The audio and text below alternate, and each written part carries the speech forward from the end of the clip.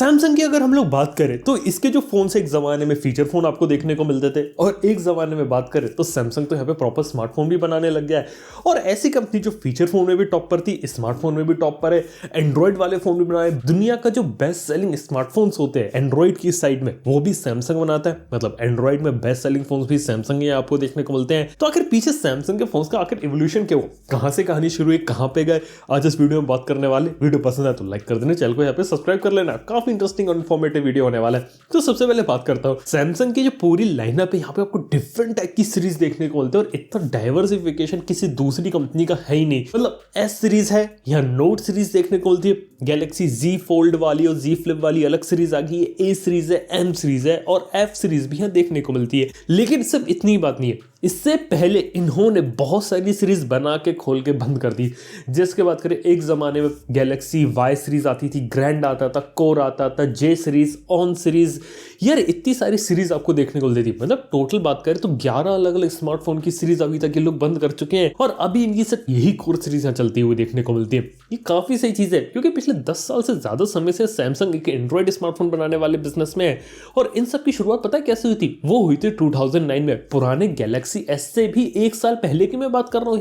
यहाँ पे सैमसंग का उस समय GTI 7500 फोन लॉन्च हुआ था। बिल्कुल ये उसका एक मॉडल नंबर तक ऐसे कोई नाम नहीं रखा था, लेकिन ये लिटरली सैमसंग का पहला एंड्रॉइड बेस्ड स्मार्टफोन था जो सैमसंग ने यहाँ पे निकाला था। और उस समय काफी तक स्टॉक एंड्रॉइड जैसा लुक एंड फील इसमें देखने को मिलता था, और काफी सारी चीजें अलग थी। लेकिन इसके बाद सैमसंग को लगा कि एंड्रॉइड में स्कोप है और इसलिए एंड्रॉइड के ऊपर आगे बढ़ना चाहिए।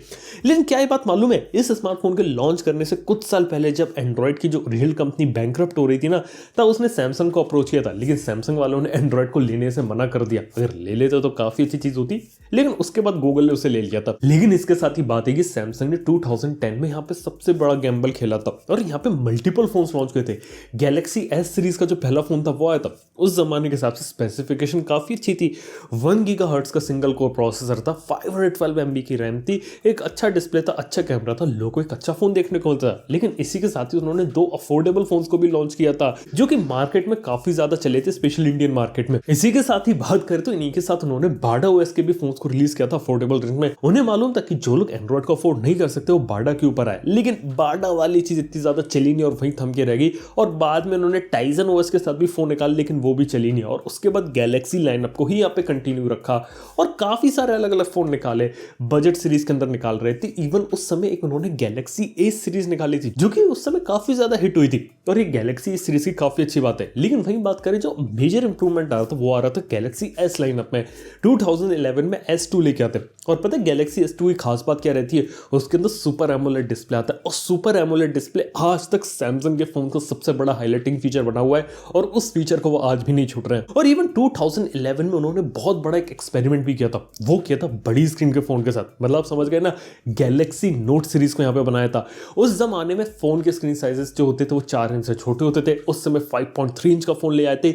उस जमाने में आईफोन वालों ने बोल दिया था कि स्टाइलस पुराने जमाने की चीज, आपको फिंगर्स यूज करनी चाहिए, लेकिन ये लोग स्टाइलस को लेके आ गए, सारी चीजें अलग खेल रहे थे। लेकिन मार्केट में आती बड़ी स्क्रीन का गैलेक्सी नोट 1 काफी बड़ा हिट हुआ। इवन इतना बड़ा सक्सेस साबित हुआ था कि सैमसंग को लगा था कि हम और बड़ी स्क्रीन के फोन बना सकते हैं। इसलिए क्या आप लोगों को बात मालूम है, उस जमाने में सैमसंग ने मेगा सीरीज के फोन निकाले थे, और मेगा की खास बात ये थी कि उसमें 6 इंच के ऊपर का स्क्रीन साइज आ गया था। मतलब 6 साढ़े 6 इंच तक ये लोग जा रहे थे, लेकिन उस जमाने के हिसाब से मार्केट रेडी नहीं था, बहुत ज्यादा बड़ा हो गया था, तो ये चीज चली नहीं। और बजट सीरीज के लिए उन्होंने उस समय कोर और ग्रैंड वाले फोन्स निकाले थे। अगर आपको याद है, सैमसंग गैलेक्सी कोर आता था, सैमसंग गैलेक्सी ग्रैंड आता था। ये कुछ ऐसे फोन थे जो कि मिड रेंज वाले सेगमेंट को कवर करते, और सैमसंग ने इससे काफी अच्छी पहचान बनाई। उस जमाने में जो इंडियन स्मार्टफोन कंपनीज थे उससे लड़े, और जैसे जैसे जो चाइनीज कंपनीज आई थी, जैसे ओप्पो, वीवो, शाओमी, इनसे भी अच्छे तरीके से लड़ने के लिए कोर और ग्रैंड सीरीज थी यहाँ पे। इसके साथ ही बात करें अगर हम इनोवेशन के मामले में, तो इनोवेशन में उन्होंने गैलेक्सी नोट 4 के साथ नोट एज को भी निकाला था। और पता है नोट एज की क्या खास बात थी? यहाँ पे नोट एज में आपको पहली बार कर्व्ड एमोलेड डिस्प्ले देखने को मिला था, और कर्व्ड एमोलेड भी एक ऐसा फीचर बन के रह गया आज के समय में कि आज के समय में हर प्रीमियम फोन के बारे में हम बात करते हैं कि अगर कोई फ्लैगशिप फोन है, अगर उसमें कर्व्ड एमोलेड डिस्प्ले, तो वो फ्लैगशिप होता है, अगर फ्लैट डिस्प्ले वो फ्लैगशिप नहीं माना जाता है, सिर्फ आईफोन को छोड़ के। इवन बात करें ऐसी काफी अच्छी चीज होती है बीच में जो होती है गैलेक्सी S7 के साथ। क्या आप लोगों को बात मालूम है कि सैमसंग गैलेक्सी S7 इकलौता ऐसा फोन था सैमसंग की पूरी रेंज के अंदर जहां पे ग्लोबली उसे एक्सिनोस प्रोसेसर के साथ अवेलेबल करवाया गया था। यूएस में भी एक्सिनोस के साथ मिल रहा था, इंडिया में भी, हर जगह एक्सिनोस था। स्नैपड्रैगन यूज नहीं किया गया था। पता है पीछे का रीजन क्या था? उस जमाने में क्वालकॉम स्नैपड्रैगन 810 में खतरनाक हीटिंग इश्यूज थे, वो अवॉइड करने के लिए सैमसंग ने पूरी दुनिया भर में एक्सिनोस के साथ अपने S7 को यहाँ लॉन्च किया था और देखा तो काफी ज्यादा सक्सेसफुल हुआ था। इसके साथ ही नोट सीरीज हो गई, S सीरीज हो गई, इसमें बहुत सारे इन्होंने अलग अलग टाइप के एक्सपेरिमेंट किए थे और स्पेशल एडिशन फोन बनाए। कभी इन्होंने आयरन मैन के साथ पार्टनरशिप करके स्पेशल एडिशन बनाया, तो कभी बैटमैन के साथ स्पेशल एडिशन फोन बनाया। इवन बात करें जैसे गैलेक्सी S4 था ना, वहां पे आपको उसका एक एक्टिव एडिशन मिला जो कि रजेट फोन का एक एडिशन यहाँ पे देखने को मिला था। ऐसी बात करें तो गैलेक्सी S4 में इन्होंने कैमरा डाल के एक स्पेशल S4 जूम बनाया था जिसके अंदर आपको मोबाइल फोन और कैमरा की टेक्नोलॉजी मिक्स करके एक बड़ा सा कैमरा निकल जाता है। और बाद में गैलेक्सी कैमरा की छोटी सी लाइनअप बनाई थी जिसके अंदर आपको लिटरली कैमरा वाला जो पॉइंट एंड शूट कैमरा होता है ना, उसके फीचर्स यहाँ देखने को मिले। ये काफी अच्छी चीज यहाँ पे उन्होंने करी थी। और इसी के साथ ही सैमसंग देखा जाए तो फ्लैगशिप में अच्छा कर रही थी, लेकिन यहाँ पे बात की है तो बजट और मिड रेंज में क्या खानी चल रही थी? वेल 2015 के बाद वो अपनी J सीरीज को यहाँ पे लेके आते हैं। अब बात है कि J सीरीज को बजट और सेंट्रिक यहाँ पे बना के लाते हैं, लेकिन इतना ज्यादा कोई खास यहाँ पे अच्छा प्रभाव पड़ नहीं पाता। हालांकि मार्केट में फोन बिकते हैं, लेकिन लिटरली क्वालिटी जो प्रोडक्ट्स की रहती है काफी ज्यादा सब स्टैंडर्ड रहती है। यहाँ पे सेंसर्स वगैरह मिसिंग रहते हैं और सैमसंग वालों को भी यहाँ पता चलती है, इसलिए आगे चल के J सीरीज को डिसकंटिन्यू किया जाता है। ऐसी गैलेक्सी ऑन सीरीज को भी लेके आता, अगर आप लोगों को याद है कुछ साल पहले तक सैमसंग की ऑन सीरीज आती थी। ऑन सीरीज के साथ भी ये सोच के बनाया था कि ऑनलाइन एक्सक्लूसिव यहाँ पे फोन्स निकालेंगे, सैमसंग के ब्रांड के कारण बिके, लेकिन उन्हें पता चल गया था कि ऑन सीरीज के भी फोन यहाँ पे इनका अच्छा नहीं कर रहा है, इसलिए उन्होंने यहाँ पे इस सीरीज को भी बंद करना पड़ गया। और इसके बाद इन सभी सीरीज को रिप्लेस करते हुए क्या किया इन्होंने कि ऑफलाइन मार्केट के लिए उन्होंने मेन स्ट्रीम सीरीज बनाई A सीरीज, और ऑनलाइन एक्सक्लूसिव रखने के लिए इंडिया में 2019 में ये लोग अपनी M सीरीज को लेके आए थे। और M सीरीज जो थी वो Amazon पे एक्सक्लूसिव थी और उसकी सक्सेस को देख के फ्लिपकार्ट के लिए F सीरीज को भी 2020 में लोग लेकर आए। अब F सीरीज M सीरीज यहाँ पे चल रही है और A सीरीज यहाँ पे मेन स्ट्रीम यानी कि ऑनलाइन ऑफलाइन हर जगह बिकती है। लेकिन यहाँ पे एक छोटी चीज है, वो ये है कि अगर हम बात करें M और F सीरीज की, यहाँ पे सबसे बड़ा फोकस किया जाता है प्रोसेसर और रॉ स्पेसिफिकेशन पे, जबकि जो A सीरीज है वहां पे ओवरऑल प्रोडक्ट और दूसरे फीचर्स पे फोकस किया जाता है। जैसे की बात करें under display fingerprint scanner, AMOLED display, कई बार IP रेटिंग दी जाती है, OIS का सपोर्ट दिया जाता है, स्टीरियो स्पीकर दिए जाते हैं, NFC दिया जाता है, प्रॉपर नॉक सिक्योरिटी का फीचर दिया जाता है। ये चीज यहाँ पे सैमसंग की चली है और देखा जाए तो इसलिए A सीरीज को उन्होंने थोड़ा सा यहाँ पे अपने आप को प्रीमियम तरीके से यहाँ पे प्लेस किया है और इसी का फल उन्हें यहाँ पे मिला कि A50, A51 जो फोन थे वो अपने सालों के सबसे बेस्ट सेलिंग फोन थे।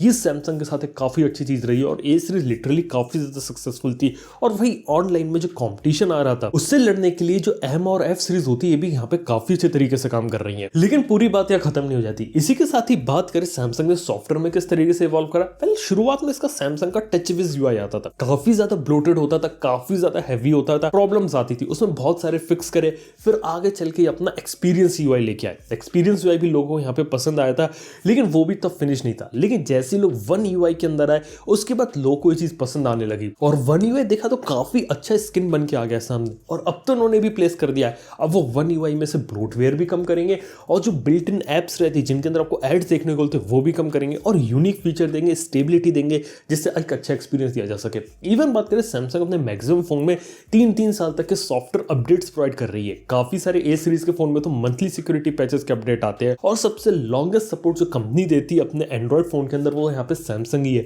ये काफी एक अच्छी चीज हो जाती है कि अपडेट के मामले में सैमसंग काफी एक अच्छा काम कर रही है। इसके साथ ही बात करें सैमसंग ने और कोई प्रॉब्लम झेली है यहाँ पे, वेल सबसे बड़ा झटका यहाँ पे सैमसंग को लगा था नोट 7 के टाइम पे। नोट 7 का काफी एम्बिशियस डिवाइस था, काफी अच्छे फीचर थे, आईआर से स्कैनिंग भी उस समय पहले यहाँ देखने को मिला था, लेकिन प्रॉब्लम ये थी वो यहाँ पे फट रहा था। लेकिन सैमसंग ने डेयर दिखाते हुए इस बात को माना, एक्नॉलेज किया, दुनिया भर के जितने भी नोट 7 थे सारे के सारे उन्होंने रिकॉल किए, लोगों को पैसा वापस दिया और काफी अच्छे तरीके से डैमेज कंट्रोल किया। लेकिन सबसे अच्छी बात ये थी सैमसंग की, उन्होंने अपनी गलती मानी और उन्होंने अपने फोन को पहले से ज्यादा सेफर बनाया। लेकिन नोट 7 सैमसंग के मोबाइल फोन के इतिहास में सबसे बड़ा ब्लंडर के रूप में देखा जाता है। इसी के साथ ही बात करें S8 जब ये लोग बना रहे थे तो इन्होंने सोचा था अंडर डिस्प्ले फिंगरप्रिंट स्कैनर बन जाएगा, लेकिन वो बना नहीं और पीछे बहुत ही अजीब जगह इन्होंने पीछे की तरफ फिंगरप्रिंट स्कैनर को इंप्लीमेंट किया था। इसके साथ ही बात करें ये लोग S सीरीज के अंदर नॉच को कभी इंप्लीमेंट किया ही नहीं, सीधे होल पंच को लेके गैलेक्सी S10 सीरीज में। और S10 सीरीज भी इनकी काफी अच्छी थी, जहां पे S10e, S10, S10 प्लस देखने को मिलता था।